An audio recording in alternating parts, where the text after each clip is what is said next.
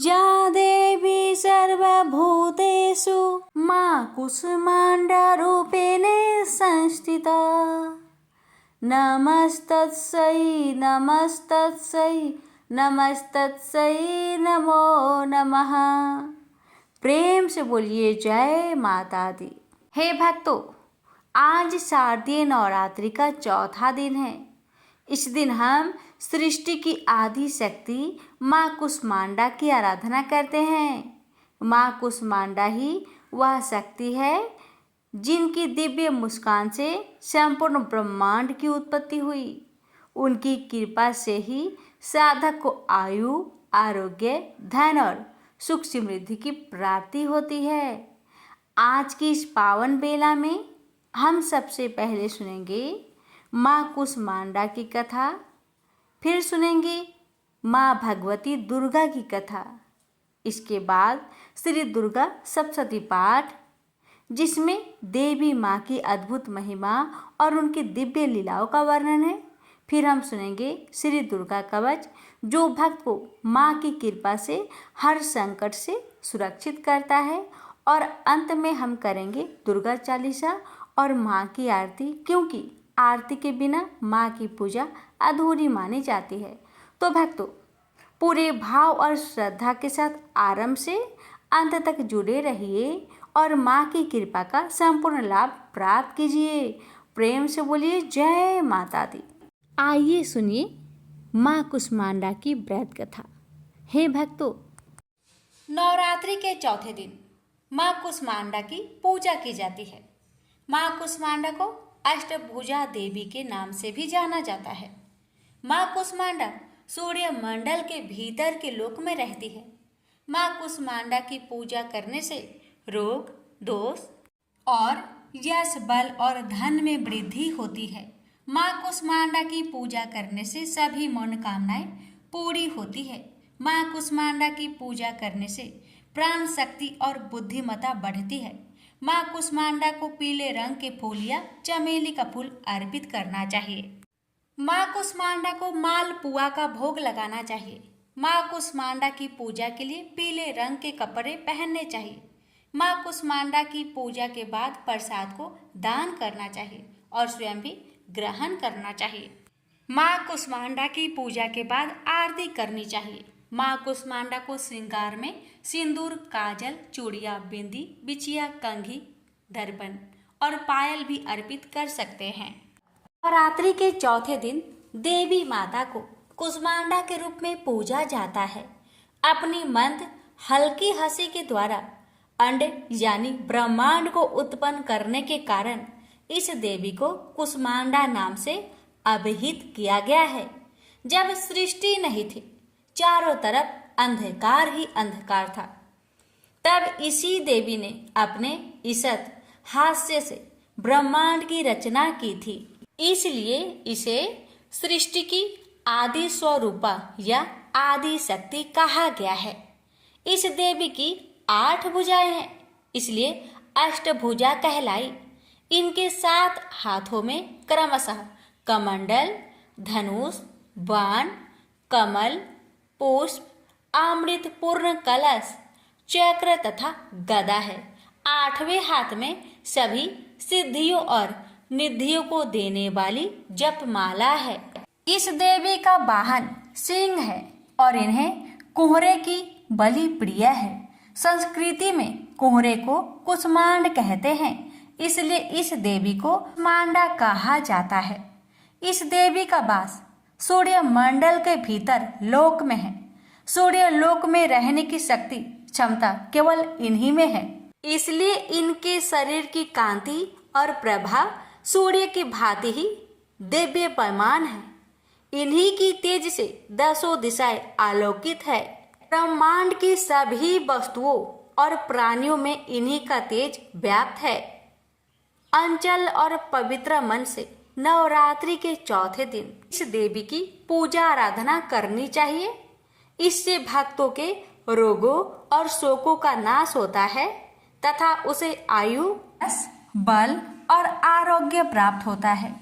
ये देवी अत्य अल्प सेवा और भक्ति से ही प्रसन्न होकर आशीर्वाद देती है। सच्चे मन से पूजा करने वाले को सुगमता से परम पद प्राप्त होता है।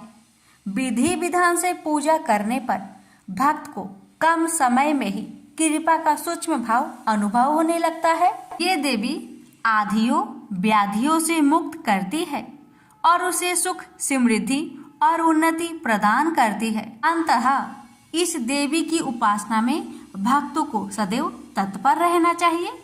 प्रेम से बोलिए माँ कुसमांडा की जय। क्षमा प्रार्थना। हमें देवी माता से इस प्रकार क्षमा याचना करनी चाहिए। हे परमेश्वरी, मेरे द्वारा रात दिन बहुत से अपराध होते रहते हैं। मुझे अपना दास समझकर मेरे उन अपराधों को आप कृपा पूर्वक क्षमा करिए। परमेश्वरी, मैं आह्वान करना नहीं जानती, विसर्जन करना नहीं जानती तथा पूजा करने का ढंग भी नहीं जानती। हे माँ, मुझे क्षमा करिए। देवी सुरेश्वरी, मैंने जो मंत्रहीन ना मंत्रों को मैं जानती हूँ, क्रियाहीन ना क्रियाओं को जानती हूँ और भक्तिहीन ना भक्ति के प्रकार जानती हूँ। पूजन क्या है वह सब आपकी कृपा से पूरे हो। सैकड़ों अपराध करने के बाद भी जो आपके शरण में आके जगदम्बा कहकर पुकारता है, उसे वह गति प्राप्त होती है जो ब्रह्मादि देवताओं के लिए भी पाना आसान नहीं है। जगदम्बिके, मैं अपराधी हूँ, किंतु आपकी शरण में आया हूँ। इस समय दया का पात्र हूँ, आप जैसा चाहे वैसा करे। हे देवी परमेश्वरी, अज्ञान बस भूल से या बुद्धि भ्रष्ट होने के कारण मैंने जो भी न्यूनता या अधिकता कर दी हो, वह सब क्षमा करें और प्रसन्न होइए। सच्चिदानंद स्वरूपा परमेश्वरी, जगत माता कामेश्वरी, आप प्रेम पूर्वक मेरी यह पूजा स्वीकार करें और मुझ पर प्रसन्न रहे। देवी सुरेश्वरी, आप गोपनीय से भी गोपनीय वस्तु की रक्षा करने वाली हैं। मेरी निवेदन किए हुए इस जप को ग्रहण करिए। आपकी कृपा से मुझे सिद्धि प्राप्त हो। इस प्रकार क्षमा प्रार्थना मंत्र के पाठ से दुर्गा माता आपके जाने अनजाने में हुए सारे अपराधों को क्षमा करेंगी और उनकी कृपा सदैव आपके ऊपर बनी रहेगी। तो प्रेम से बोलिए जगदम्बा माता की जय। हे भक्तों, अब आइए श्रवण करते हैं भगवती दुर्गा की कथा। भक्तों, प्राचीन समय की बात है। सत्यवती नंदन व्यास जी सरस्वती नदी के तट पर विराजमान थे। उनके आश्रम में गोरैया पंछी का एक जोड़ा था। उन्हें देखकर वे आश्चर्य में पड़ गए। उन्होंने देखा कि पंछी अपने घोंसले में थे। उनका एक सुंदर बच्चा अभी अभी अंडे से बाहर निकला था। उस बच्चे के सभी अंग बड़े सुंदर तथा पंख और रोओं से रहित थे। दोनों पंछी उस बच्चे को आहार पहुंचाने के लिए असीम प्रयत्न कर रहे थे। बार बार दाने ला लाकर उन्हें बच्चे के मुख में डालना उनका प्रधान कर्तव्य बन गया था। वे आनंद से विहल होकर उस बच्चे के अंगों को अपने अंगों से रगड़ते और प्रेम पूर्वक मुख चूमा करते थे। उन गोरैयों का अपने बच्चों के प्रति ऐसा अद्भुत प्रेम देखकर व्यास जी ने अपने मन में विचार किया कि जब पंछी अपने बच्चे के प्रति इतना स्नेह कर रहे हैं, तब मनुष्य का अपने संतान में प्रेम तो इसमें कौन सी विचित्र बात है, क्योंकि उन्हें तो पुत्र से सेवा पाने की अभिलाषा बनी रहती है। व्यास जी इस प्रकार के विविध विचारों में उलझकर उदास हो गए। मन ही मन बहुत कुछ सोच समझकर बात निश्चित कर ली और वे मंत्राचल के निकट चले गए। उन्होंने विचार किया कि मेरे मनोरथ पूर्ण कराने एवं वर देने में निपुण कौन देवता है जिसकी मैं उपासना करूं? भगवान विष्णु, शंकर, इंद्र, ब्रह्मा, सूर्य, गणेश, स्वामी कार्तिकेय, अग्नि अथवा वरुण? मुझे किसकी उपासना करनी चाहिए? इस प्रकार व्यास जी सोच रहे थे कि इतने में ही नारद जी वहां पधारे। नारद मुनि को देखकर व्यास जी को अपार हर्ष हुआ। उन्होंने नारद जी को प्रणाम कर कुशल समाचार पूछा कि आप इतने चिंतित क्यों हैं? अपनी चिंता का कारण बताइए। व्यास जी ने कहा, हे नारद जी, सुना गया है कि पुत्रहीन की गति नहीं होती और मानसिक सुख भी उसे सुलभ नहीं हो सकता। इसलिए मैं बहुत दुखी हूँ और यही चिंता मुझे बार बार बेचैन किए डालती है। अब मैं मनोरथ पूर्ण करने वाले किस देवता की उपासना करूं? इस विचारधारा में मैं गोते खा रहा हूं। इस परिस्थिति में अब आप ही मेरे आश्रय हैं। शीघ्र बताने की कृपा कीजिए कि मैं किस देवता की शरण में जाऊं जो मुझे पुत्र दे सके। इस प्रकार व्यास जी के पूछने पर नारद जी ने कहा, हे व्यास जी, तुम इस विषय में जो कुछ पूछ रहे हो, ठीक यही प्रश्न मेरे पिताजी ने भगवान श्री हरि से किया था। देवाधिदेव भगवान जगत के स्वामी हैं। लक्ष्मी जी उनकी सेवा में उपस्थित रहती है। वे शंख, चक्र और गदा लिए रहते हैं, पीतांबर धारण करते हैं, 4 भुजाएं हैं। वे चराचर जगत के आश्रय दाता है। ऐसे जगत प्रभु भगवान श्री हरि महान तप कर रहे थे। उनकी समाधि लगी थी। यह देखकर मेरे पिता ब्रह्मा जी को बड़ा आश्चर्य हुआ। अंत में उन्होंने जानने की इच्छा प्रकट की कि हे प्रभु, आप देवताओं के अध्यक्ष, जगत के स्वामी और भूत, भविष्य एवं वर्तमान सभी जीवों के एकमात्र शासक है। फिर आप तपस्या क्यों कर रहे हैं और किस देवता की आराधना में ध्यान मगन है?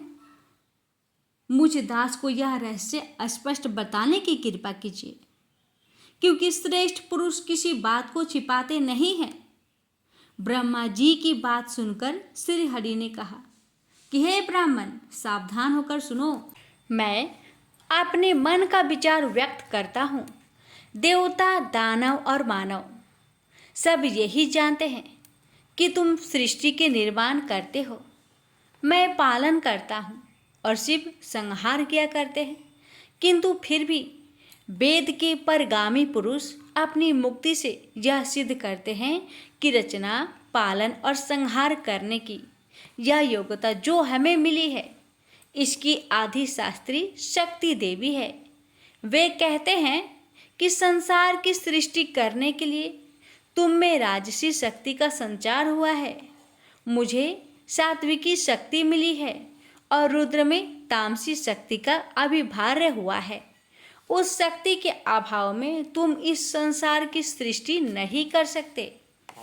मैं पालन करने में सफल नहीं हो सकता और रुद्र से संहार कार्य होना भी संभव नहीं है। हम सभी उस शक्ति के सहारे ही कार्य में सदा सफल होते आए हैं। प्रत्यक्ष और परोक्ष दोनों उदाहरण में तुम्हारे सामने रखता हूँ, सुनो। यह निश्चित बात है कि उस शक्ति के अधीन होकर ही मैं प्रलय काल में इस शेष नाग की शैया पर सोता हूँ और सृष्टि करने का अवसर आते ही जाग जाता हूँ। मैं सदा तप करने में लगा रहता हूँ। उस शक्ति के शासन से कभी मुक्त नहीं रह सकता। कभी अवसर मिला तो लक्ष्मी के साथ सुखपूर्वक समय बिताने का सौभाग्य प्राप्त होता है। मैं कभी तो दानवों के साथ युद्ध करता हूँ। अखिल जगत को भय पहुँचाने वाले दैत्यों के विकराल शरीरों को शांत करना मेरा परम कर्तव्य हो जाता है। मैं बहुत पहले की बात कह रहा हूँ। उस समय तुम तो थे ही, चारों ओर जल ही जल था। मुझे 5000 वर्षों तक बाहु युद्ध करना पड़ा था। मेरे कान की मैल से उत्पन्न होने वाले मधु और केटव नामधारी तो दानव महान दुष्ट थे। उन्हें असीम अभिमान था। भगवती आद्यशक्ति की कृपा से ही उन दैत्य को मारने में मैं सफल हो सका था। उस समय की बात से क्या तुम अपरिचित हो? सर्वश्रेष्ठ शक्ति ही तो उस जीत में कारण हुई थी। फिर तुम बार बार क्यों पूछते हो? जब सर्वत्र जल ही जल शेष रहता है, तब उसकी इच्छा के अधीन होकर मैं पुरुष रूप में विचरा करता हूँ। प्रत्येक युग में कच्छप, वराह, नरसिंह और वामन रूप मुझे धारण करने पड़ते हैं। जगत की रचना करने वाले ब्रह्मा जी, तुम इससे अपरिचित नहीं हो। मुझे सब प्रकार से शक्ति के अधीन होकर रहना पड़ता है। उन्हीं भगवती दुर्गा का मैं निरंतर ध्यान किया करता हूँ। मेरी जानकारी में इन भगवती शक्ति से बढ़कर दूसरे कोई देवता नहीं है। नारद जी ने कहा, इस गुप्त रहस्य के वक्ता भगवान विष्णु हैं और श्रोता ब्रह्मा जी रहे। मुनिवर, फिर तो पितामह ने वे सभी बातें अक्षरशः मुझे कह सुनाई। अतएव तुम भी यदि अपना पुरुषार्थ सिद्ध करना चाहते हो तो उन्हीं भगवती के चरण कमल को अपने हृदय में धारण करो। तुम्हारी जो भी अभिलाषाएं हैं वे सभी भगवती दुर्गा अवश्य ही पूरी कर देगी। इस प्रकार नारद जी के कहने पर सत्यवती नंदन व्यास जी भगवती के चरण कमलों को अपने हृदय में स्थापित करके तपस्या करने के लिए पर्वत पर चले गए। प्रेम से बोलिए ओम नमो भगवते वासुदेवाय। जय माता दी। भक्तों, अभी आपने सुना माँ भगवती दुर्गा की कथा। अब आइए श्रवण करते हैं श्री दुर्गा सप्तशती पाठ अध्याय 5, 6, 7 और 8। माता रानी आप सभी भक्तों पर अपनी कृपा सदा सर्वदा बनाए रखे। जय माता दी। भक्तों, 5वें अध्याय में आप सुनेंगे देवताओं द्वारा देवी की स्तुति। महर्षि मेधा ने कहा, पूर्व काल में शुभ निशुभ नामक असुरों ने अपने बल के मत से इंद्र का त्रिलोकी का राज्य और यज्ञों के भाग छीन लिए, और वह दोनों इसी प्रकार सूर्य, चंद्रमा, धर्मराज और वरुण के अधिकारी भी छीनकर स्वयं ही उनका उपभोग करने लगे। वायु और अग्नि का कार्य भी वही करने लगे, और इसके पश्चात उन्होंने जिन देवताओं का राज्य छीना था उनको अपने अपने स्थान से निकाल दिए। इस तरह से अधिकार छीने हुए तथा दैत्यों द्वारा निकाले हुए देवता अपराजिता देवी का स्मरण करने लगे कि देवी ने हमको वर दिया था कि विपत्ति में मैं तुम्हारे संपूर्ण विपत्तियों को नष्ट कर दूंगी। ऐसा विचार कर सब देवता हिमालय पर गए और भगवती विष्णु माया की स्तुति करने लगे। देवताओं ने कहा, देवी को नमस्कार है, शिव को नमस्कार है, प्रकृति और भद्रा को नमस्कार है। हम लोग रुद्र, नित्य और गौरी को नमस्कार करते हैं। ज्योत्सनामयी चंद्र रूपेणी व सुख रूप देने को निरंतर नमस्कार है। शरणागतों का कल्याण करने वाली वृद्धि और सिद्धि रूपा देवी को हम बार बार नमस्कार करते हैं। और नैऋति राक्षसों की लक्ष्मी तथा सावर्णी को नमस्कार है। दुर्गा को दुर्गम स्थलों को पार करने वाली दुर्गपरा को सारा सर्वकारिणी ख्याति कृष्ण और धुर्मा देवी को सदैव नमस्कार है। अत्यंत सौम्य तथा अत्यंत रुद्र रूपा को हम नमस्कार करते हैं। उन्हें हमारा बारंबार प्रणाम है। जगत आधार भूताकृति देवी को बार बार नमस्कार करते हैं। जिस देवी को प्राणी मात्र विष्णु माया कहते हैं उनको नमस्कार है, उसको नमस्कार है। जो देवी संपूर्ण प्राणियों में चेतना कहलाती उसको नमस्कार है, उसको नमस्कार है, उसको नमस्कार है। जो देवी संपूर्ण प्राणियों में बुद्धि रूप से स्थित है उसको नमस्कार है, उसको नमस्कार है, उसको नमस्कार है। जो देवी सब प्राणियों में निद्रा रूप से विराजमान है उसको नमस्कार है, उसको नमस्कार है, उसको नमस्कार है। जो देवी संपूर्ण प्राणियों में क्षुधा रूप से विराजमान है उसको नमस्कार है, उसको नमस्कार है, उसको नमस्कार है। हे देवी, संपूर्ण प्राणियों में छाया रूप से स्थिति है, उसको नमस्कार है, उसको नमस्कार है, उसको नमस्कार है। जो देवी सब प्राणियों में शांति रूप से स्थित है, उसको नमस्कार है, उसको नमस्कार है, उसको नमस्कार है। जो देवी सब प्राणियों में श्रद्धा रूप से स्थित है, उसको नमस्कार है, उसको नमस्कार है, उसको नमस्कार है। जो देवी सब प्राणियों में कांति रूप में स्थित है, उसको नमस्कार है, उसको नमस्कार है, उसको नमस्कार है। जो देवी सब प्राणियों में लक्ष्मी रूप से स्थित है, उसको नमस्कार है, उसको नमस्कार है, उसको नमस्कार है। जो देवी संपूर्ण प्राणियों में वृत्ति रूप से स्थित है, उसको नमस्कार है, उसको नमस्कार है, उसको नमस्कार है।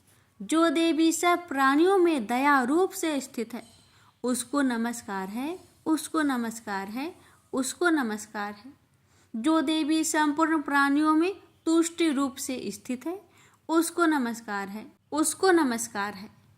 जो देवी सब प्राणियों में मातृ रूप से विराजमान है, उसको नमस्कार है, उसको नमस्कार है, उसको नमस्कार है, उसको नमस्कार है। जो देवी सब प्राणियों में भ्रांति रूप से स्थित है, उसको नमस्कार है, उसको नमस्कार है, उसको नमस्कार है। जो देवी सब प्राणियों में नित्य रूप से स्थित है, उसको नमस्कार है, उसको नमस्कार है, उसको नमस्कार है। जो देवी संपूर्ण प्राणियों में चैतन्य रूप से स्थित है, उसको नमस्कार है, उसको नमस्कार है, उसको नमस्कार है। जो देवी संपूर्ण प्राणियों में भांति रूप से स्थित है, उसको नमस्कार है, उसको नमस्कार है, उसको नमस्कार है। जो देवी संपूर्ण प्राणियों में नित्य व्याप्त रहती है, उसको नमस्कार है। जो देवी चैतन्य रूप से इस संपूर्ण संसार को व्याप्त करके स्थित है, उसको नमस्कार है, उसको नमस्कार है, उसको नमस्कार है। पूर्व काल में देवताओं ने अपने अभीष्ट फल पाने के लिए जिसको स्तुति की है और देवराज इंद्र ने बहुत दिनों तक जिसका सेवन किया है, वह कल्याण की साधना भूता ईश्वरी हमारा कल्याण और मंगल करे तथा सारी विपत्तियों को नष्ट कर डाले। असुरों के सताए हुए हम संपूर्ण देवता उस परमेश्वरी को इस समय नमस्कार करते हैं तथा जो भक्ति पूर्वक स्मरण किए जाने पर तुरंत ही सब विपत्तियों को नष्ट कर देती है, वह जगदम्बा इस समय भी हमारा मंगल करके और हमारी विपत्तियों को दूर करे। महर्षि मेधा ने कहा, राजन, इस प्रकार जब देवता स्तुति कर रहे थे, उस समय पार्वती देवी गंगा में स्नान करने के लिए आई। तब उनके ही शरीर से प्रकट हुए शिवा देवी बोली, शुभ दैत्य के स्वर्ग से निकाले हुए और निशुंभ से हारे हुए यह देवता मेरी ही स्तुति कर रहे हैं। पार्वती के शरीर से अंबिका निकली थी, इसलिए उसको संपूर्ण लोक में कौशिकी कहते हैं। कौशिकी के प्रकट रहने के पश्चात पार्वती देवी के शरीर का रंग काला हो गया और वह हिमालय पर रहने वाली कालिका देवी के नाम से प्रसिद्ध हुई। फिर शुभ और निशुभ के दूत चंडमुंड वहां आए। उन्होंने परम मनोहर रूप वाली अंबिका देवी को देखा। फिर वह शुंभ के पास जाकर बोले, महाराज, एक अत्यंत सुंदर स्त्री हिमालय को प्रकाशित कर रही है। वैसा रूप रंग आज तक हमने किसी स्त्री का नहीं देखा। हे असुरेश्वर, आप यह पता लगाए कि वह कौन है और उसको ग्रहण कर ले। वह स्त्री स्त्रियों में रत्न है। वह अपनी कांति से 10 दिशाओं को प्रकाश करती हुई वहाँ स्थित है, इसलिए आपको उसका देखना उचित है। प्रभु, तीनों लोकों के हाथी, घोड़े और मणि इत्यादि जितने रत्न हैं, वह सब इस समय आपके घर में शोभ्यमान है। हाथियों में रत्न ऐरावत हाथी और उच्च श्रेवा नामक घोड़ा तो आप इंद्र से लाए हैं। हंसों द्वारा जूता हुआ विमान जो कि ब्रह्मा जी के पास था, अब आपके पास है। और यह महापद्म नामक खजाना आपने कुबेर से छीना है। समुद्र ने आपको सदा खिले हुए फूलों की किजलंकनी नामक माला दी है।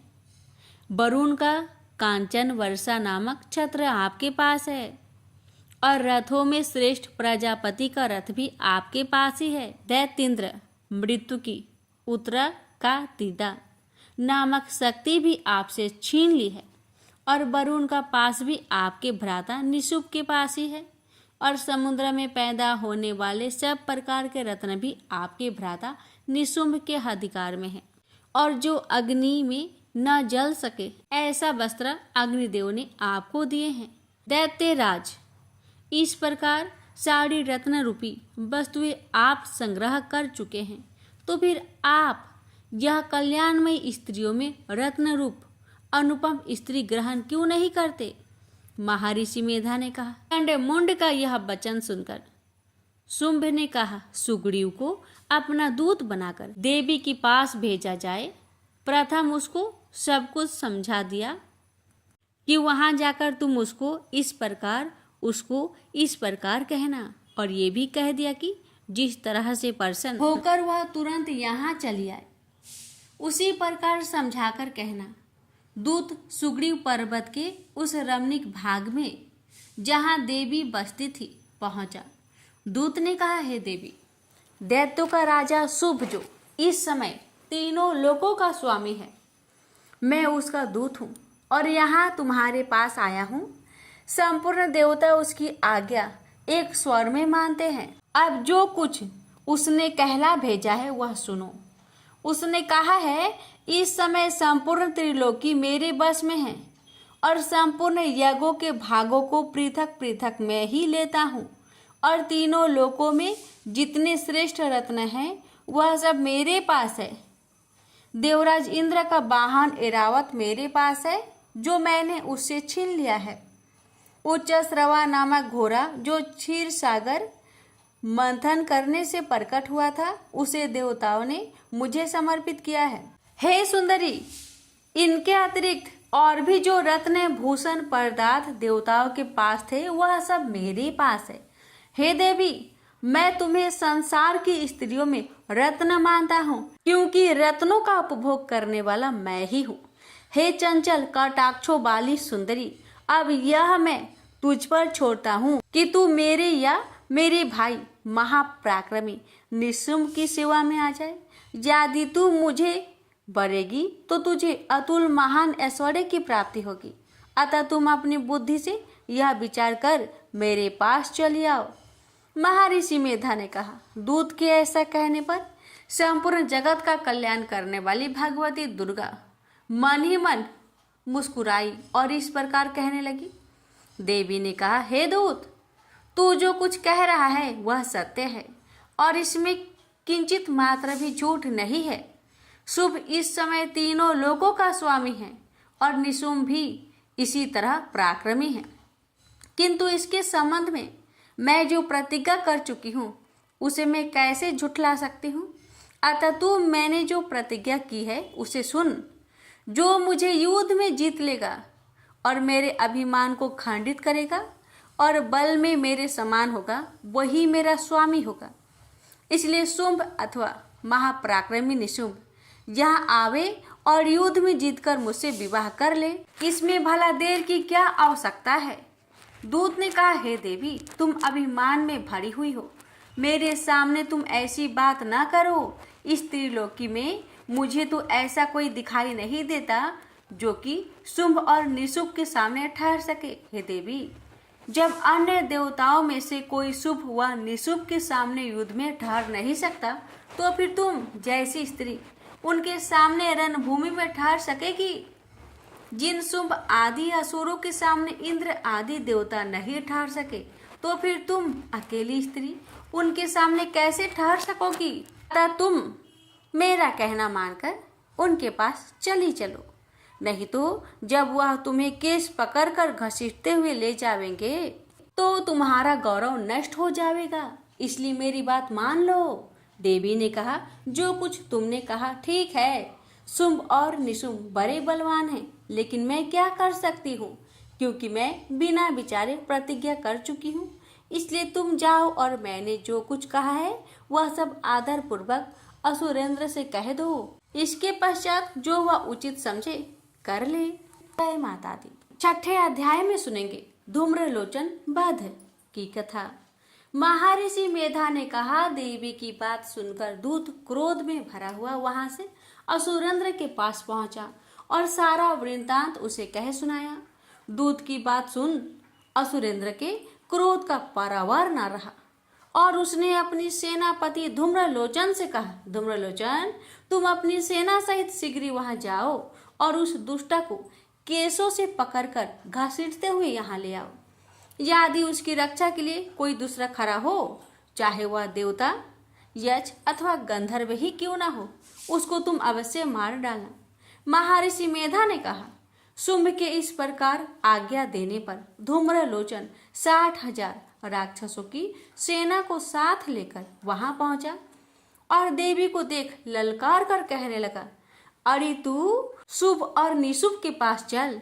यदि तू प्रसन्नता पूर्वक मेरे साथ न चलेगी तो मैं तुझे केसों से घसीटता हुआ ले चलूंगा।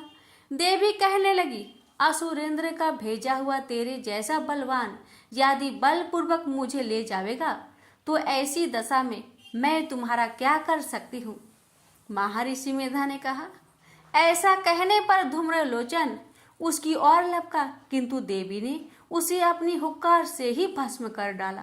यह देखकर असुर सेना क्रोध होकर देवी की ओर बढ़ी, परंतु अंबिका ने उन पर तीखे बाणों, शक्तियों तथा फरसों की वर्षा आरंभ कर दी।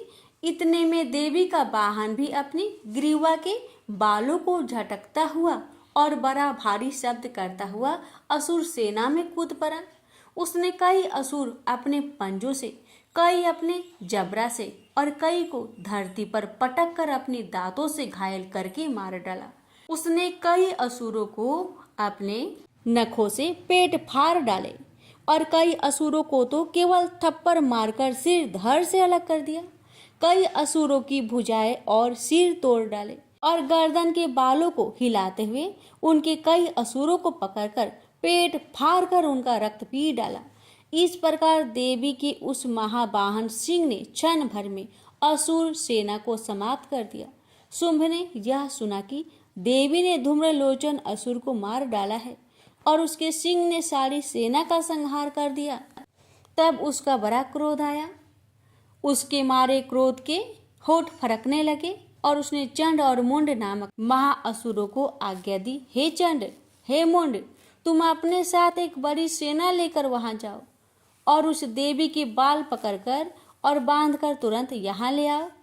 यदि उसको यहाँ लाने में किसी प्रकार का संदेह हो तो अपनी सेना सहित उससे लड़ते हुए उसको मार डालो और जब वह दुष्ट और उसका सिंह दोनों मारे जाए तभी उसको बांधकर यहाँ ले आना। प्रेम से बोलिए जय माता दी। 7वें अध्याय में आप रसपान करेंगे चंड और मुंड की वध की कथा। महर्षि मेधा ने कहा, दैत्यराज की आज्ञा पाकर चंड और मुंड चतुरंगनी सेना को साथ लेकर हथियार उठाए देवी से लड़ने के लिए चल दिए। हिमालय पर्वत पर पहुंचकर उन्होंने मुस्कुराती हुई देवी को जो सिंह पर बैठी हुई थी देखा। अब उनको पकड़ने के लिए तलवारें लेकर उनकी ओर बढ़े। तब अंबिका को उन पर बड़ा क्रोध आया और मारे क्रोध के उनका मुख काला पड़ गया, उनकी भ्रुकुटियां चढ़ गई और उनके ललाट में से अत्यंत भयंकर तथा अत्यंत विस्तृत मुख वाली लाल आंखों वाली काली प्रकट हुई। जो अपने हाथों में तलवार और पास लिए हुए थी वह विचित्र खड्ग धारण किए हुए थी तथा चीते के चर्म की साड़ी एवं नरमुंड की माला पहन रखी थी। उसका मांस सूखा हुआ था और शरीर केवल हड्डियों का ढांचा था और भयंकर शब्द से दिशाओं को पूर्ण कर रही थी। वह असुर सेना पर टूट पड़ी और दैत्यों को भक्षण करने लगी। वह पार्श राक्षसों, अंकुशधारी महावतों, हाथियों पर सवार योद्धाओं और घंटा सहित हाथियों को एक हाथ से पकड़ पकड़ कर अपने मुंह में डाल रही थी और इसी प्रकार वह घोड़ों, रथों, सारथियों व रथों में बैठे हुए सैनिक को मुंह में डालकर भयानक रूप से चबा रही थी। किसी के केस पकड़कर, किसी की गर्दन पकड़कर, किसी को पैरों से दबाकर और किसी दैत्य को छाती से मसलकर मार रही थी। वह दैत्य के छोड़े हुए बड़े बड़े अस्त्र शस्त्र को मुंह में पकड़कर और क्रोध में भरकर उनको दांतों से पीस रही थी। उसने कई बड़े बड़े असुर भक्षण कर डाले, कईयों को रौंद डाला और कितने उसकी मार के मारे भाग गए। कितनों को उसने तलवार से मार डाला, कितनों को अपने दांतों से समाप्त कर दिया। और इस प्रकार से देवी ने क्षण भर में संपूर्ण दैत्य सेना को नष्ट कर दिया। यह देख महापराक्रमी चंड काली देवी की ओर लपका और मुंड ने भी देवी पर अपने भयानक बाणों की वर्षा आरंभ कर दी और अपने हजारों चक्र उस पर छोड़े। उस समय वह चमकते हुए बाण व चक्र देवी के मुख में प्रविष्ट हुए इस प्रकार दिख रहे थे जैसे मानो बहुत से सूर्य मेघों की घटा में प्रविष्ट हो रहे हो। इसके पश्चात भयंकर शब्द के साथ काली ने अत्यंत जोश में भरकर विकट अट्टहास किया। उस समय उसका भयंकर मुख देखा न जाता था और उसमें से उसके श्वेत दांत दिखाई दे रहे थे। फिर उसने तलवार हाथ में लेकर हू शब्द कहकर उसके ऊपर आक्रमण किया और उसके केस पकड़कर उसका सिर काटकर अलग कर दिया। चंड को मरा हुआ देखकर मुंड देवी की ओर लपका, परंतु क्रोध में भर उसे भी अपनी तलवार से यमलोक पहुंचा दिया। चंड और मुंड को मरा हुआ देखकर उसकी बाकी बची हुई सेना वहां से भाग गई। उसके पश्चात काली चंड और मुंड के कटे हुए सिरों को लेकर चंडिका के पास गई और प्रचंड अट्टहास के साथ कहने लगी, ले देवी, चंड और मुंड दो महादैत्यों को मारकर तुम्हारी भेंट कर दिया। अब शुभ और निशुभ को तुमको स्वयं वध करना है। महर्षि मेधा ने कहा। वहां लाए हुए चंड और मुंड के सिरों को देखकर कल्याणमयी चंडी ने काली से मधुर वाणी में कहा, देवी, तुम चूंकि चंड और मुंड को मारकर मेरे पास लेकर आई हो, अतः संसार में चामुंडा के नाम से तुम्हारी ख्याति होगी। प्रेम से बोलिए जय माता दी। 8वें अध्याय का रसपान करेंगे। इस अध्याय में सुनिए रक्त बीज की वध की कथा। महर्षि मेधा ने कहा, चंड और मुंड नामक असुर के मारे जाने से और बहुत सी सेना नष्ट हो जाने से असुरों के राजा प्रतापी शुंभ ने क्रोध युक्त होकर अपनी संपूर्ण सेना को युद्ध के लिए तैयार होने की आज्ञा दी। उसने कहा, आज उदयुद्ध नामक 86 असुर सेनापति अपनी सेनाओं के साथ युद्ध के लिए जाए और कंबू नामक 84 सेनापति भी वहां आए और कोटि वीर्य नामक 50 सेनापति और धूम्रकुल के 100 सेनापति प्रस्थान करें। काल, द्रोहड, मार्य और कालके यह दैत्य भी मेरी आज्ञा से सजकर युद्ध के लिए कूच करे। भयानक शासन करने वाला असुरों का स्वामी शुभ इस प्रकार आज्ञा देकर बहुत बड़ी सेना को साथ युद्ध के लिए चला। उसकी सेना को अपनी ओर आता देखकर चंडिका ने अपनी धनुष की टंकार से पृथ्वी और आकाश के बीच का भाग गुज्जा दिया। राजन, इसके पश्चात देवी के सिंह ने दहाड़ना आरंभ कर दिया और अंबिका को घंटे के शब्दों ने उसको और भी बढ़ा दिया। धनुष की टंकार, शेर की दहाड़ और घंटे के शब्द से पृथ्वी और आकाश के बीच का भाग गूंज उठा और इसके साथ ही देवी ने अपने मुख को और भी भयानक बना लिया। ऐसे भयंकर शब्द को सुनकर राक्षस सेना ने देवी तथा उसके इर्द गिर्द घेरा डाल दिया। राजन, उस समय दैत्यों के नाश के लिए और देवताओं के हित के लिए ब्रह्मा, शिव, कार्तिकेय, विष्णु तथा इंद्र आदि देवों की शक्तियां जो अत्यंत पराक्रम और बल से संपन्न थी, उनके शरीर से निकलकर उसी रूप में चंडिका देवी के पास गई। जिस देवता का जैसा रूप था, जैसे आभूषण थे और जैसा वाहन था, वैसा ही रूप, आभूषण और वाहन लेकर उन देवताओं की शक्तियां दैत्यों से युद्ध करने के लिए आई। हंस युक्त विमान में बैठकर और रुद्राक्ष की माला तथा कमंडलू धारण करके ब्रह्मा जी की शक्ति आई।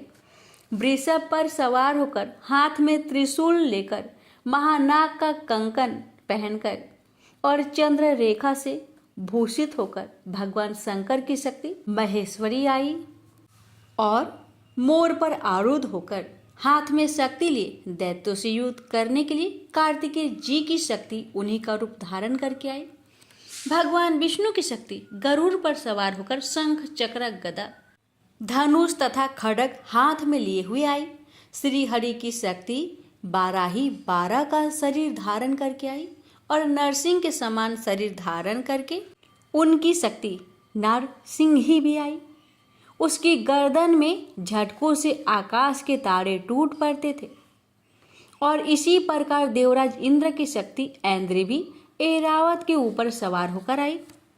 पश्चात इन देव शक्तियों से घिरे हुए भगवान शंकर ने चंडिका से कहा, मेरी प्रसन्नता के लिए तुम शीघ्र ही इन असुरों को मारो। इसके पश्चात देवी के शरीर में अत्यंत उग्र रूप वाली और सैकड़ों गिदड़ियों के समान आवाज करने वाली चंडिका शक्ति प्रकट हुई। उस अपराजित देवी ने धूमिल जट वाले भगवान शंकर जी से कहा, प्रभु आप मेरी ओर से दूत बनकर शुभ और निशुम्भ के पास जाइए और उन अत्यंत गर्वीले दैत्यों से कहिए तथा उनके अतिरिक्त और भी दैत्य वहां युद्ध के लिए उपस्थित हो, उनसे भी कहिए, जो तुम्हें अपने जीवित रहने की इच्छा हो तो त्रिलोकी का राज्य इंद्र को दे दे। देवताओं को उनका यज्ञ भाग मिलना आरंभ हो जाए और तुम पाताल को लौट जाओ। किंतु यदि बल के गर्भ से तुम्हारी लड़ने की इच्छा हो तो फिर आ जाओ, तुम्हारे मान से मेरी योगिनियां तृप्त होगी। चूंकि उस देवी ने भगवान शंकर को दूत के कार्य में नियुक्त किया था, इसलिए वह संसार में शिव दूती के नाम से विख्यात हुई। भगवान शंकर से देवी का संदेश पाकर दैत्यों का क्रोध का कोई आर पार ना रहा और वह जिस स्थान पर देवी विराजमान थी वहां पहुंचे और जाने के साथ ही उस पर बाणों और शक्तियों की वर्षा करने लगे। देवी ने उनके फेंके हुए बाणों, शक्तियों, त्रिशूल और फरसों को अपने बाणों से काट डाला और काली देवी उस देवी के साथ आगे खड़ी होकर शत्रुओं को त्रिशूल से विदर्न करने लगी और खड्वाक से कुचलने लगी। और ब्रह्मानी जिस तरफ दौड़ती थी उसी तरफ अपने कमंडलों का जल छिड़ककर दैत्यों के वीर्य व बल को नष्ट कर देती थी। और इसी प्रकार माहेश्वरी त्रिशूल से, वैष्णवी चक्र से और अत्यंत कोप वाली कौमारी शक्ति द्वारा असुरों को मार रही थी। और ऐन्द्री के बाजू के प्रहार से सैकड़ों दैत्य रक्त की नदियां बहाते हुए पृथ्वी पर सो गए। बाराही ने कितने ही राक्षसों को अपनी थुथुन द्वारा मृत्यु के घाट उतार दिया। दाढ़ों के अग्र भाग से कितने ही राक्षसों की छाती को चीर डाला और चक्र की चोट से कितने को विदर्न करके धरती पर डाल दिया। बड़े बड़े राक्षसों को नरसिंही अपने नखों से विदर्न करके भक्षण कर रही थी और सिंहनाद से चारों दिशाओं को गुजाती हुई रणभूमि में विचर रही थी। शिवदूती के प्रचंड अट्ठास से कितने ही दैत्य भयभीत होकर पृथ्वी पर गिर पड़े और उसके गिरते ही वह उनको भक्षण कर गई। इस तरह क्रोध में भरे हुए मातृगणों के नाना प्रकार की उपयोगों से बड़े बड़े असुरों को मरते हुए देखकर राक्षसी सेना भाग खड़ी हुई और उनको इस प्रकार भागता देखकर रक्तबीज नामक महापराक्रमी राक्षस क्रोध में भरकर युद्ध के लिए आगे बढ़ा। उसके शरीर से रक्त की बूंदें पृथ्वी पर गिरती थी, तो वैसे ही शरीर वाला तथा वैसा बलवान दैत्य पृथ्वी से उत्पन्न हो जाता था। रक्तबीज गदा हाथ में लेकर ऐन्द्री के साथ युद्ध करने लगा। जब ऐन्द्री शक्ति ने अपने वज्र से उसको मारा तो घायल होने के कारण उसके शरीर से बहुत सा रक्त चलने लगा और उसकी प्रत्येक बूंद से उसके समान ही बलवान तथा महापराक्रमी अनेकों दैत्य भयंकर रूप में प्रकट हो गए। वह सब के सब दैत्य रक्तबीज के समान ही बलवान तेज वाले थे वो भी भयंकर अस्त्र शस्त्र लेकर देवियों के साथ लड़ने लगे। जब ऐन्द्री के वज्र प्रहार से हजारों से उसके मस्तक पर चोट लगी और रक्त बहने लगा तो उसमें से हजारों पुरुष उत्पन्न हो गए। वैष्णवी ने चक्र से और ऐन्द्री ने गदा से रक्त बीज को चोट पहुंचाई और वैष्णवी के चक्र से घायल होने पर उसके शरीर से जो रक्त बहा उससे हजारों महाअसुर उत्पन्न हुए, जिनके द्वारा यह संपूर्ण जगत व्याप्त हो गया। कौमारी ने शक्ति से, बराही ने खड्ग से और मातेश्वरी ने त्रिशूल से उसको घायल किया। इस प्रकार क्रोध में भरकर उस महादैत्य ने सब माताओं पर पग पृथक गदा से प्रहार किया और माताओं ने शक्ति और शूल इत्यादि से उसको जो बार बार घायल किया उससे सैकड़ों महादैत्य उत्पन्न हुए। इस प्रकार उस रक्त बीज के चक्र से उत्पन्न हुए असुरों से संपूर्ण जगत व्याप्त हो गया, जिससे देवताओं को भय हुआ। देवताओं को भयभीत देखकर चंडिका ने काली से कहा, चामुंडे अपने मुख को बड़ा करो और मेरे शस्त्रघात से उत्पन्न हुए रक्त बिंदुओं तथा रक्त बिंदुओं से उत्पन्न हुए महाअसुरों को तुम अपने इस मुख से भक्षण करती जाओ। इस प्रकार रक्त बिंदुओं से उत्पन्न हुए महादैत्य को भक्षण करते हुए तुम रण में विचरो। इस प्रकार रक्त चिन्ह होने से यह दैत्य नष्ट हो जाएंगे। तुम्हारे भक्षण करने के कारण अन्य दैत्य उत्पन्न नहीं होंगे। काली से इस प्रकार कहकर चंडिका देवी ने रक्त बीज पर अपने त्रिशूल से प्रहार किया और काली देवी ने अपने मुख में उसका रक्त ले लिया। तब उसने अपनी गदा से चंडिका पर प्रहार किया। प्रहार से चंडिका को तनिक भी कष्ट ना हुआ। हाँ, उसके शरीर से बहुत सा रक्त बहने लगा, लेकिन उसके गिरने के साथ ही काली ने उसको मुख में ले लिया। काली के मुख में उस रक्त से जो असुर उत्पन्न हुए उसको उसने भक्षण कर लिया और रक्त को पीती गई। तदंतर देवी ने रक्त बीज को, जिसका कि खून काली ने पिया था, चंडिका ने वज्र बाण तथा खड्ग तथा रिष्ट इत्यादि से मार डाला। राजन, अनेक प्रकार के शस्त्रों से मरा हुआ और खून से वंचित हुआ महादैत्य रक्तबीज पृथ्वी पर गिर पड़ा। राजन, उसके गिरने से देवता अत्यंत प्रसन्न हुए और माताएं उन असुरों का रक्त पीने के पश्चात उद्धत होकर नृत्य करने लगी। प्रेम से बोलिए जय माता दी। प्यारे भक्तों, श्री दुर्गा सप्तशती पाठ की 8वां अध्याय यहीं पर समाप्त होता है। इसकी आगे के अध्याय अगले वीडियो में अवश्य सुनिएगा। माता रानी आप सभी पर अपनी कृपा सदा सर्वदा बनाए रखे। अब आइए भक्तों, श्रवण करेंगे देवी कवच पाठ। पौराणिक मान्यता है कि मंत्रों में बहुत शक्ति होती है। अगर इस मंत्रों को सही से पढ़ा जाए तो प्रतिकूल कंपन को अधिक सकारात्मक और आकर्षक कंपन में बदलने की क्षमता होती है। अगर आप अपने चारों ओर फैली नकारात्मकता से परेशान हैं और आपको कोई रास्ता नहीं दिखाई पड़ रहा तो आपको दुर्गा कवच का पाठ करना चाहिए। ऐसा कहा जाता है कि वह व्यक्ति जो ईमानदारी से भक्ति और सही उच्चारण के साथ नियमित रूप से दुर्गा कवच को पढ़ता या सुनता है वह सभी बुराइयों से संरक्षित रहता है। 18 प्रमुख पुराणों में से एक मार्कंडेय पुराण के अंदर दुर्गा कवच देवी कवच के श्लोकों का उल्लेख है। दुर्गा कवच दुर्गा सप्तशती का एक आदित्य स्रोत है।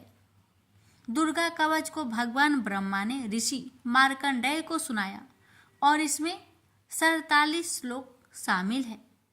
इसके बाद 9 श्लोकों में फल श्रुति लिखित है। फल श्रुति का अर्थ होता है कि मंत्रों को सुनने या पढ़ने से क्या फल प्राप्त होता है। दुर्गा कवच का महत्व। दुर्गा कवच में भगवान ब्रह्मा जी ने देवी पार्वती माँ की 9 अलग अलग देवीय रूपों के बारे में बताया है। भगवान ब्रह्मा हर किसी को देवी कवच को पढ़ने या सुनने के लिए देवी माँ का आशीर्वाद मांगने के लिए अनुरोध करते हैं। जो भी इस कवच का नित्य पाठ करता या सुनता है वह माँ दुर्गा से विशेष आशीर्वाद प्राप्त करता है। नकारात्मकता को खत्म करने के लिए एक शक्तिशाली मंत्रों का संग्रह देवी कवच के रूप में विद्यमान है। यह जातक को किसी भी बुरी आत्माओं से बचाने के लिए एक कवच के लिए रूप में कार्य करता है। भक्तों, अब जानते हैं दुर्गा कवच का पाठ कैसे करें। दुर्गा कवच का पाठ दुर्गा सप्तशती के आरंभ में और दुर्गा सप्तशती पाठ के बाद में करना चाहिए। दुर्गा कवच का पाठ करने से पहले स्नान करके स्वच्छ वस्त्र धारण कर ले। इसके बाद माँ का ध्यान करें और घी का दीप जलाए। दुर्गा कवच का पाठ शुरू करने से पहले अपने मन से सभी दुर्भावनाओं को दूर कर दे और सिर्फ माँ की भक्ति के बारे में विचार करें।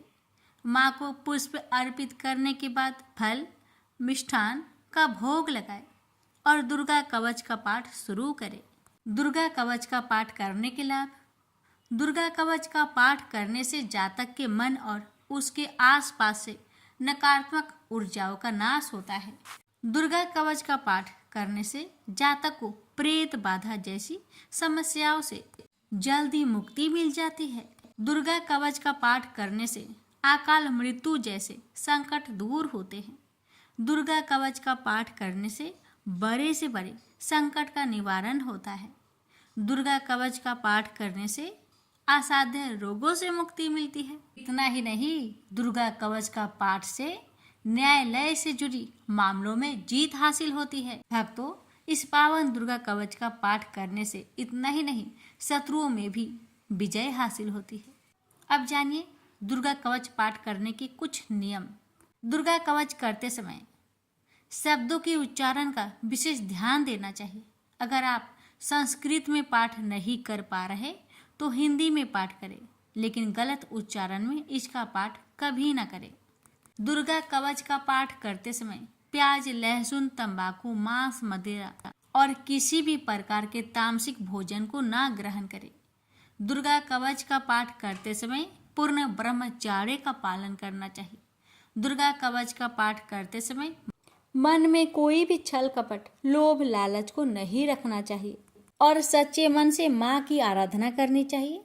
दुर्गा कवच का पाठ करते समय स्वच्छ और सुगंधित वातावरण होना चाहिए। आसपास गंदगी ना हो, इसका विशेष ध्यान देना चाहिए। आइए रसपान करते हैं। श्री दुर्गा कवच पाठ प्रारंभ है।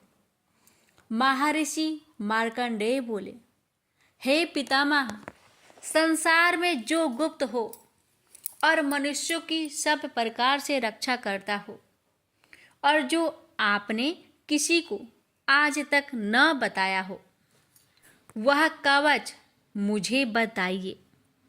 श्री ब्रह्मा जी कहने लगे, अत्यंत गुप्त व सब प्राणियों की भलाई करने वाला कवच मुझसे सुनो। प्रथम शैलपुत्री, दूसरी ब्रह्मचारिणी, तीसरी चंद्रघंटा, चौथी कुष्मांडा, पांचवी स्कंद माता, छठी कात्यायनी, सातवीं कालरात्रि, आठवीं महागौरी, नौवीं सिद्धिदात्री। यह देवी की 9 मूर्तियां हैं और यह 9 दुर्गा कहलाती है। आग में जलता हुआ, रण में शत्रु से घेरा हुआ, विषम संकट में फंसा हुआ मनुष्य आदि दुर्गा के नाम का स्मरण करे तो उनको कभी भी कोई हानि नहीं होती। रण में उसके लिए कुछ भी आपत्ति नहीं और ना उसे किसी प्रकार का दुख या डर ही होता है। हे देवी, जिसने श्रद्धा पूर्वक तुम्हारा स्मरण किया है उसकी वृद्धि होती है और जो तुम्हारा चिंतन करते हैं उनकी तुम निस्संदेह रक्षा करने वाली हो। चामुंडा प्रेत पर, वारही भैंसे पर, ऐन्द्री हाथी पर, वैष्णवी गरुड़ पर आसन जमाती है। हे महेश्वरी बैल पर, कौमारी मोर पर और हाथ में कमल लिए हुए विष्णुप्रिया लक्ष्मी जी की कमल के आसन पर विराजती है। बैल पर बैठी हुई ईश्वरी देवी ने श्वेत रूप धारण कर रखा है और ब्रह्मी देवी हंस पर बैठती है और सब प्रकार के आभूषणों से विभूषित है। इस प्रकार यह सब माताएं सब प्रकार के योग शक्तियों से युक्त और अनेक प्रकार के रत्न धारण किए हुए हैं। भक्तों की रक्षा के लिए संपूर्ण देवियां रथ में बैठी तथा क्रोध में भरी हुई दिखाई देती है और ये शंख, चक्र, गदा, शक्ति, हल और मूसल, खेटक और तोमर, परशु तथा पास, कुंती और त्रिशूल एवं उत्तम सारंग, धनुष आदि शास्त्रों को दैत्य के नाश के लिए और भक्तों की रक्षा के लिए है और देवताओं के कल्याण के लिए धारण किए हैं। हे महारुद्र, अत्यंत घोर पराक्रम, महान बल और महान उत्साह वाली देवी, तुमको मैं नमस्कार करता हूँ। हे देवी, तुम्हारा दर्शन दुर्लभ है तथा आप शत्रुओं के भय को बढ़ाने वाली है। हे जगदम्बिके, मेरी रक्षा करो। पूर्व दिशा में ऐन्द्री मेरी रक्षा करे, अग्निकोण में अग्नि शक्ति, दक्षिण में वाराही देवी, नेतृत्व कोण में खड़क धारिणी देवी मेरी रक्षा करे। बारूनी पश्चिम दिशा में, वायु कोण में मृग वाहिनी, उत्तर में कौमारी और ईशान में शूलधारिणी देवी मेरी रक्षा करे। ब्राह्मणी ऊपर की ओर से मेरी रक्षा करे और वैष्णवी देवी नीचे की ओर मेरी रक्षा करे। और इसी प्रकार 100 पर बैठी चामुंडा देवी 10 दिशाओं में मेरी रक्षा करे। जया आगे, विजया पीछे, बाई और अजीता, दाहिनी और अपराजिता मेरी रक्षा करे। उधोतिनी देवी शिखा की रक्षा करे तथा उमा सिर में स्थित होकर रक्षा करे। इसी प्रकार मस्तक में मालाधरी देवी रक्षा करे और यशस्वी देवी मेरी भौहों का संरक्षण करे। भौहों के मध्य भाग में त्रिनेत्रा नथुनों की यम घंटा देवी रक्षा करे। नेत्रों के मध्य में शंखिनी देवी और द्वार बासिनी कानों की रक्षा करे। कपोलों की कालिका देवी और कानों के मूल भाग की भगवती साकरी रक्षा करे। सुगंधा नासिका में और चर्चिका ऊपर की होठ में और अमृत कला नीचे की होठ की सरस्वती देवी जीभ की रक्षा करे। कौमारी देवी दांतों की और चंडिका कंठ परिवेश की रक्षा करे। चित्र घंटा गले की घंटी की और महामाया तालू की रक्षा करे। कामाक्षी ठोड़ी की, सर्वमंगला बानी की रक्षा करे। भद्रकाली गर्दन की और धनुर्धरी पीठ के मेरुदंड की रक्षा करे। कंठ के बाहरी भाग की नीलग्रीवा और कंठ की नली की नलकुबरी रक्षा करे। दोनों कानों की खाडिंगिनी और वज्रधारिणी मेरी दोनों बाहों की रक्षा करे। दंडिनी दोनों हाथों की और अंबिका देवी समस्त उंगलियों की रक्षा करे। शूलेश्वरी देवी संपूर्ण नखों की, कुलेश्वरी देवी पेट की रक्षा करे। महादेवी दोनों स्तनों की, शोक विनाशिनी मन की रक्षा करे। ललिता देवी हृदय की, शूलधारिणी उदर की रक्षा करे। कामिनी नाभि की, गुहोश्वरी गुहा स्थान की, पुतना और कामिका लिंग की और महिषा वाहिनी गुदा की रक्षा करे। भगवती खटी भाग में और विंध्यावासिनी घुटनों की रक्षा करे। संपूर्ण इच्छाओं को पूर्ण करने वाली महाबला देवी दोनों पिंडलियों की रक्षा करे। नरसिंही दोनों टकुनों की और तेजसी देवी दोनों पावों के पृष्ठ भाग की, श्रीधरी पावों की अंगुलियों की तथा बासनी पैर की तलुओं की। दंष्ट्रा करालिनी देवी नखों की, ऊर्ध्व केशविनी केशों की, बागेश्वरी त्वचा की रक्षा करे। रोमावलियों की छिद्रों की, कौबेरी और त्वचा की बागेश्वरी देवी रक्षा करे। पार्वती देवी रक्त, मज्जा, वसा, मांस, हड्डी की रक्षा करे। कालरात्रि आंतों की रक्षा करे। मुकुटेश्वरी देवी पित्त की, पद्मावती कमल कोश की, चूड़ामणि कफ की रक्षा करे। ज्वालामुखी नसों के जल की रक्षा करे। अभेदा देवी शरीर के सब जोड़ों की रक्षा करे। ब्राह्मणी मेरे वीर्य की, छत्रेश्वरी छाया की और धर्म धारिणी मेरे अहंकार मन तथा बुद्धि की रक्षा करे। प्राण अपान समान उदान और व्यान की वज्रहस्ता देवी रक्षा करे। कल्याण शोभना मेरी प्राण की रक्षा करे। रस, रूप, गंध, शब्द और स्पर्श इन विषयों का अनुभव करते समय योगिनी देवी मेरी रक्षा करे तथा मेरे सत्वगुण, रजोगुण, तमोगुण की रक्षा नारायणी देवी करे। आयु की रक्षा बाराही देवी करे। वैष्णवी धर्म की तथा चक्रिनी देवी मेरी यश, कृति, लक्ष्मी, धन, विद्या की रक्षा करे। इंद्राणी मेरे शरीर की रक्षा करे और हे चंडिके आप मेरे पशुओं की रक्षा करें। महालक्ष्मी मेरे पुत्रों की रक्षा करे और भैरवी मेरी पत्नी की रक्षा करे। मेरे पथ की सुपथा तथा मार्ग की क्षमा करी देवी रक्षा करे। राजा के दरबार में महालक्ष्मी तथा सब और व्याप्त रहने वाली विजया देवी चारों ओर से मेरी रक्षा करे। जो स्थान रक्षा से रहित हो और कवच में रच गया हो उसका पापों का नाश करने वाली जयंती देवी रक्षा करे। अपना शुभ चाहने वाले मनुष्य को बिना कवच के एक पग भी कहीं न जाना चाहिए, क्योंकि कवच रखने वाला मनुष्य जहाँ भी जाता है वहाँ उसे अवश्य धन लाभ होता है तथा विजय प्राप्त करता है।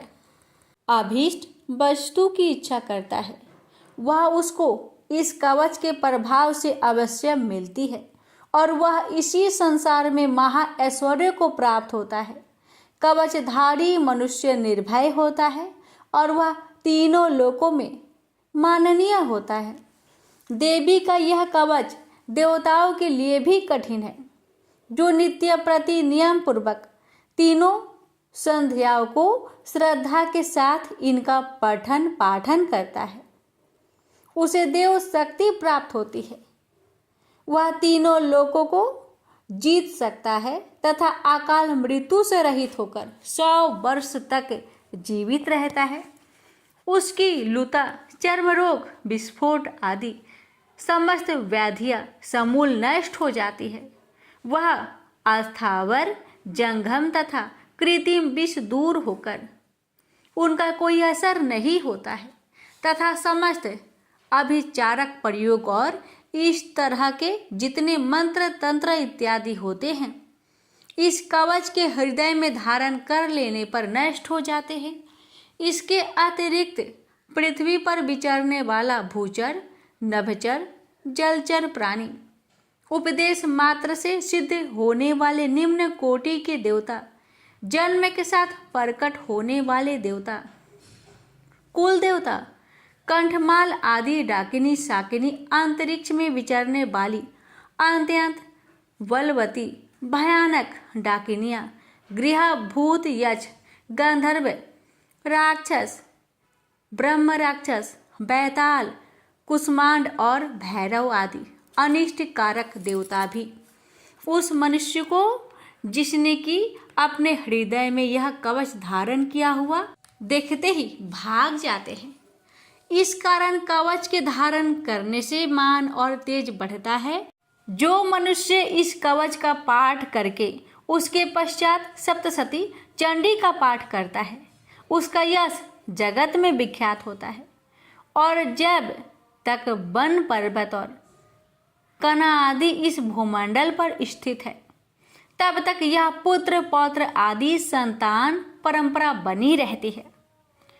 फिर देहांत होने पर ऐसा मनुष्य परम पद को प्राप्त होता है जो देवताओं के लिए भी कठिन है और अंत में सुंदर रूप को धारण करके भगवान शंकर के साथ आनंद करता हुआ परम मोक्ष को प्राप्त होता है। प्रेम से बोलिए जय माता दी। माता, इस दुर्गा कवच पाठ करने में हमसे अगर कोई गलती हुई हो उसे क्षमा करे। हे माता, कथा कहने वाले पर, सुनने वाले पर अपनी कृपा बनाए रखे। जय माता दी।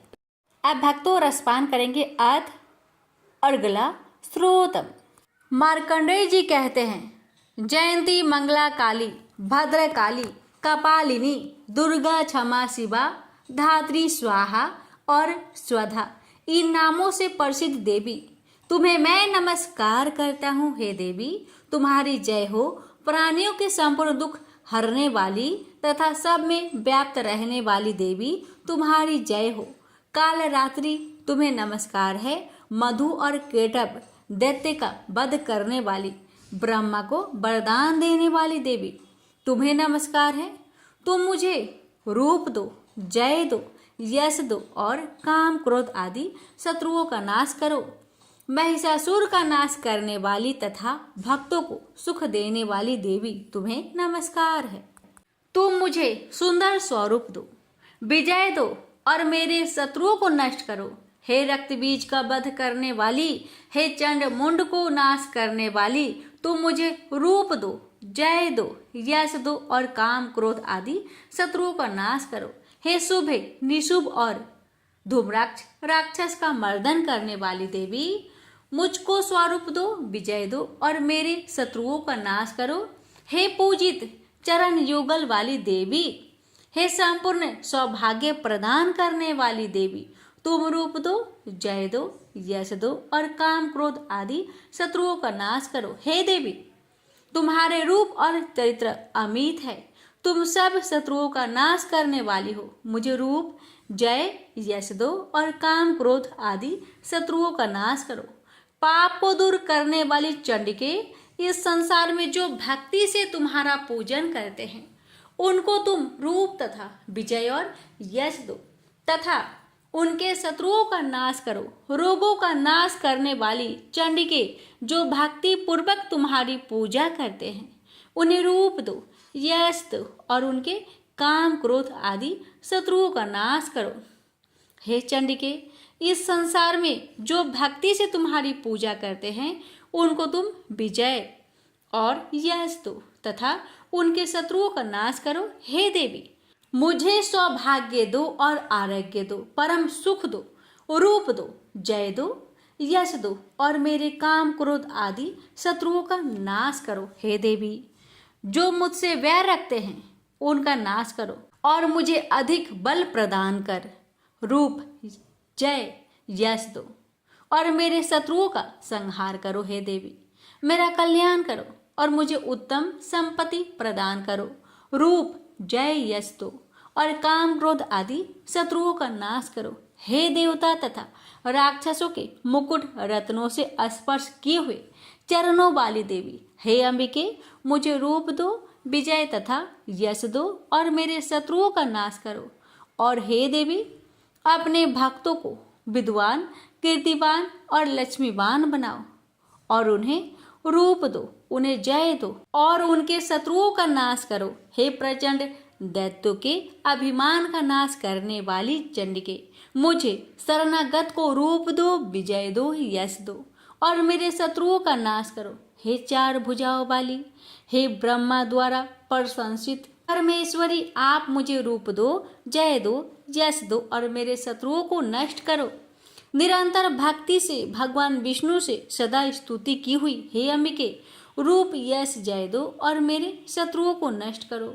हिमाचल कन्या पार्वती के भगवान शंकर से स्तुति की हुई है परमेश्वरी, मुझे रूप, जय, यश दो और मेरे शत्रुओं का नाश करो। इंद्राणी के पति इंद्र के द्वारा सद्भाव से पूजित होने वाली परमेश्वरी, मुझे तुम रूप दो, जय दो, यश दो और काम क्रोध आदि शत्रुओं को नष्ट करो। प्रचंड भुजदंड से दैत्यों के घमंडों को नष्ट करने वाली, मुझे रूप दो, जय दो, यश दो और मेरे शत्रुओं का नाश करो। हे देवी, तुम अपने भक्तों को सदा असीम आनंद देती हो। मुझे रूप, जय, यश दो और मेरे काम, क्रोध आदि शत्रुओं को नष्ट करो।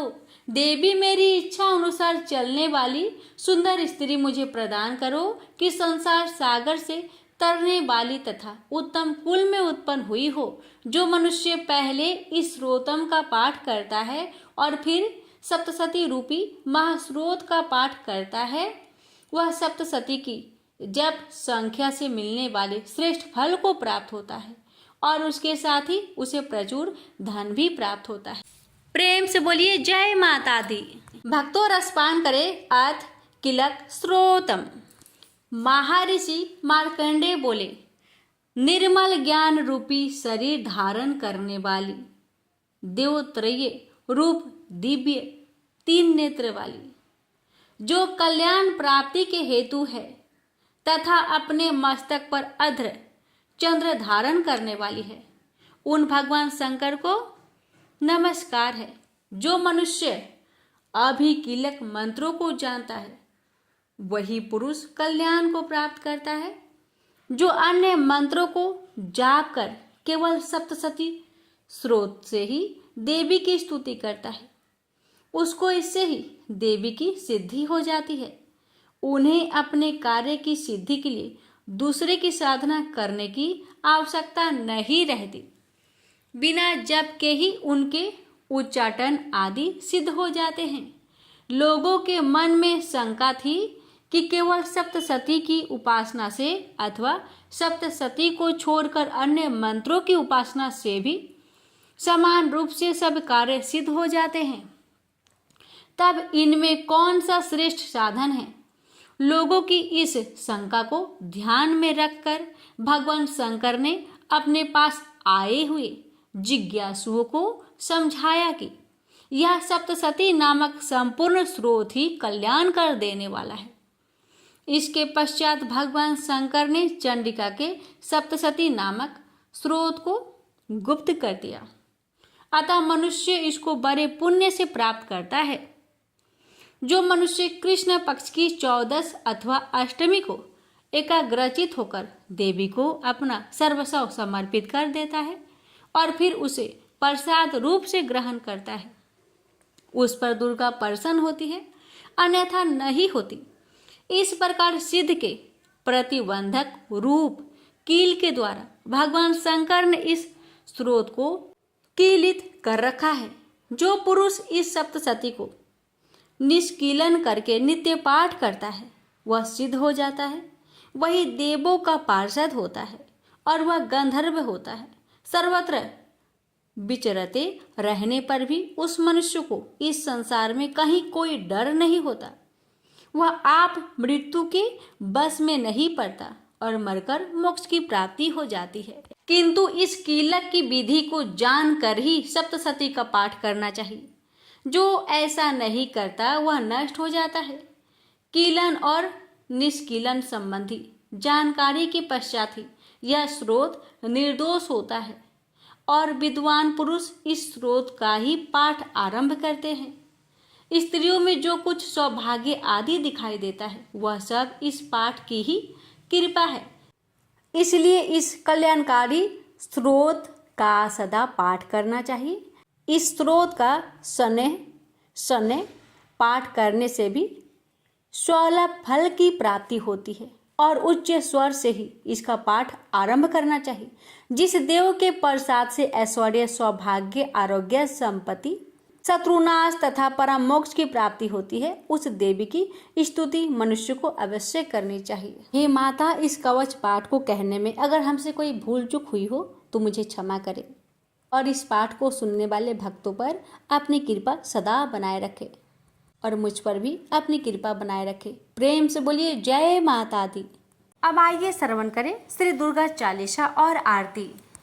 नमो नमो दुर्गे सुखे करनी, नमो नमो दुर्गे दुख हरनी।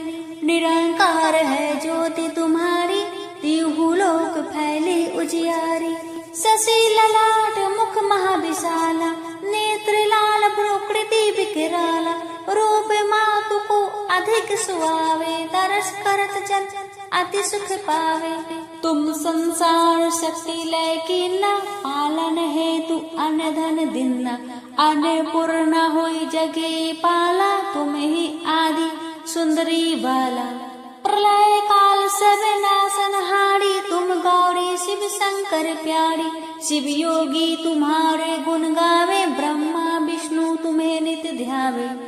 रूप सरस्वती को तुम धारा, देशो बुद्धि ऋषि मुनि उबारा, धरियो रूप नरसिंह को अम्बा, प्रगट भय फार कर खंभा, रक्षा करही प्रहलाद बचायो, हिरण्याक्ष को सर्ग पठायो, लक्ष्मी रूप धरो जग माही, श्री नारायण अंगे समाही, चिर सिंधु में करत विलासा, दया सिंधु दीजी मन आशा, हिंगलाज में तुम ही भवानी, महिमा अमित ना जात बखानी, मातंगी अरुधुमावती माता, भुवनेश्वरी बगला सुखदाता, श्री वैभवता राजक तरनी, छिन्ने भाव भव दुख निवारणी, केहरी वाहन सोह भवानी, लंगूर वीर चलत अगवानी, कर में खप्पर खड़क विराजे, जाको देख काल डर भाजे, सोही अस्त्र और त्रिशूला, जाते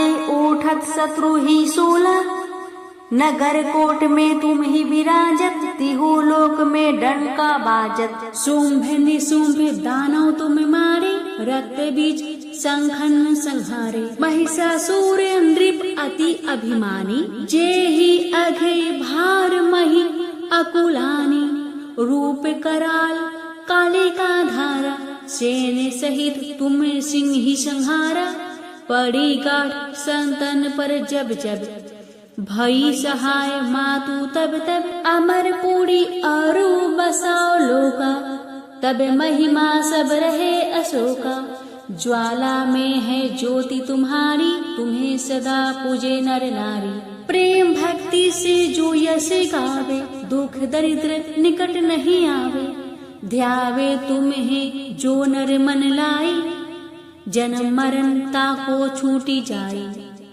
जोगी सुर मुनि कहत पुकारी, योग न हो बिन शक्ति तुम्हारी, शंकर अचारज तपे किन्हो, काम अरु क्रोध जीती सब लिन्हो, निश दिन ध्यान धरो शंकर को, काहू काल नहीं सुमिरे तुमको, शक्ति रूप का मरम न पायो, शक्ति गई तब मन पिछतायो, शरणागत हुई कीर्ति बखानी, जय जय जय जगदम्बा भवानी, भई प्रसन्न आदि जगदम्बा, दई शक्ति नहीं किन विलंबा, मोको मातु कष्ट अति घेरो, तुम बिन कौन हरे दुख मेरो, आशा तृष्णा निपटे सतावे, रिपु मूरख मोहि डर पावे, शत्रु नाश कीजे महारानी, सुमिरो एक चित तुम्हें भवानी, करो कृपा है मातु दयाला, रिद्धि सिद्धि है करहु निहाला, जब लगी ज्यों दया फल पाऊं, तुम्हरो यश में सदा सुनाऊं, दुर्गा चालीसा जो कोई गावे, सब सुख भोग परम पद पावे, देवी दास शरण निज जानी, करहु कृपा जगदम्ब भवानी। उसे बोलिए दुर्गा माता की जय। सुनिए माँ दुर्गा की आरती।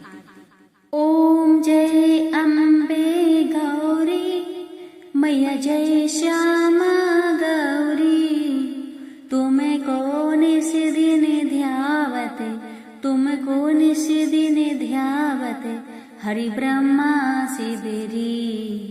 ओम जय अम्बे गौरी, पांगे सिंदूर विराजत, टीको मृग मद को, उज्ज्वल से दो नयना, चंद्र वदन ने को। ओम जय अम्बे गौरी, कनक समान कलेवर, रक्तांबर राजे, रक्त पुष्प गलमाला, कंठन पर साजे। ओम जय अम्बे गौरी, केहरी वाहन राजत, खड़क खपर धारी, सुर नर मुनि जन सेवते तिनके दुख हारी। ओम जय अम्बे गौरी। कानन कुंडल शोभिते नसाग्रे मोती कोटिक चंद्र दिवाकर समिराजते ज्योति। ओम जय अम्बे गौरी। शुंभ निशुंभ बिदारे महिषासुर घाती धूम्र बिलोचन नयन निशिदिन मदमाती। ओम जय अम्बे गौरी। चंड मुंड संहारे सोनित बीज हरे मधु केटव दो मारे सुर भयहीन करे। ओम जय अम्बे गौरी। ब्रह्माणी रुद्राणी तुम कमला रानी आगम निगम बखानी तुम शिव पट रानी। ओम जय अम्बे गौरी। 64 योगिनी मंगल गावते नित्य करत भैरव बाजत ताल मृदंग अरु बाजत डमरू। ओम जय अम्बे गौरी। तुम ही जग की माता तुम ही हो भरता भगतन की दुख हरता सुख संपत्ति करता। ओम जय अम्बे गौरी। भुजा जार अति शोभित खडक खपर धारी मन वांछित फल पावत सेवत नर नारी। ओम जय अम्बे गौरी। कंचन थाल विराजत अगर कपूर बाती श्रीमाल के तुम राजत कोटि रतन ज्योति। ओम जय अम्बे गौरी। श्री अम्बे जी की आरती जो कोई नर गावे कहत शिवानंद स्वामी सुख संपत्ति पावे। ओम जय अम्बे गौरी। मैया जय श्यामा गौरी। तुमको निस दिन धावत तुमको निस दिन ध्यावत हरि ब्रह्मा शिविरी।